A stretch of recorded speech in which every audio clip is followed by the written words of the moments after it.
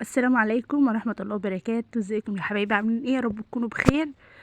رجعت لكم بقى في فيديو جديد. ايه رأيكم بقى في العظمة دي؟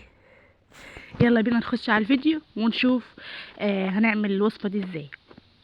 النهاردة هنعمل كبد وقوانص بطريقة سهلة جدا وبسيطة. معايا كده كبد وقوانص. انا قطعت القوانص لوحدها والكبد لوحدها.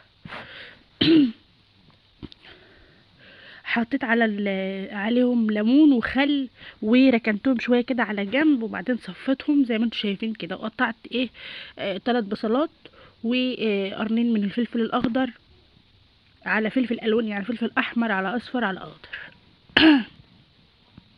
رحت كده في الطاسه بتاعتي على النار، حطيت فيها شويه كده من الزيت، 3 معالق زيت ولا 4، شويه زيت حلوين يعني. وسبتهم يسخنوا كده على النار، ونزلت عليهم بالكبده بتاعتي، ورشيت عليها كده شويه من الفلفل الاسود، وسبت وقعدت اشوح فيها كده. عايزه اقفل المسام بتاعتها عشان تمنع اي زفاره، يعني ما يبقاش ريحتها زفره ولا هيبقى فيها اي طعم زفاره. اهو بدات ان انا اشوح فيها كده لحد ما لونها يغير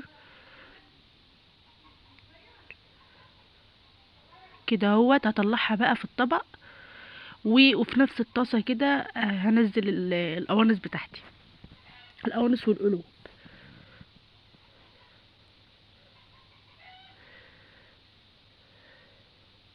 كده خلاص.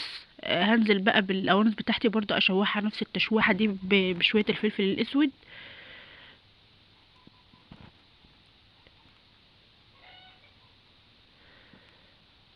هسيبها برضو اشوحها شويه لحد ما لونها برضو يغير والمسام بتاعتها تقفل كده.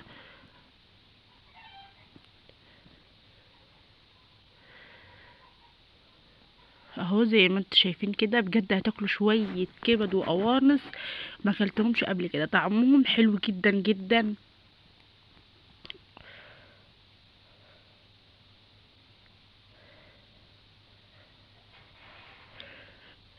زي ما احنا عارفين ان القوانص بتاخد وقت شويه على ما تستوي عن الكبده، فانا هفضل اشوح فيها شويه حلوين كده، اشوح فيها كده، اشوح فيهم كده شويه حلوين. وبعد كده انزل عليها بكميه البصل اللي قطعتها كده جوانح او حلقان كده، اي تقطيعه يعني. وهبدا اشوحها كده مع القوانص بتاعتي لحد ما البصل يدبل كده زي ما انتوا شايفين. لسه ما حطيتش بقى التوابل بتاعتي ولا حطيت اي حاجه لسه.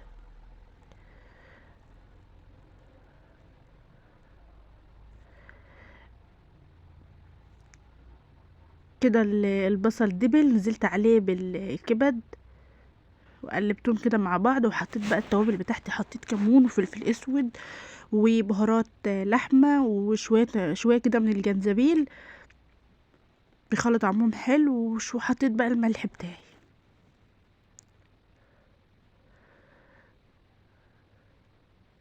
قلبتهم كده مع بعض، وهنزل عليهم بالفلفل الاخضر والفلفل الالوان، وهديلهم تقليبه كده مع بعضهم، واسيبهم بقى شويه يستووا.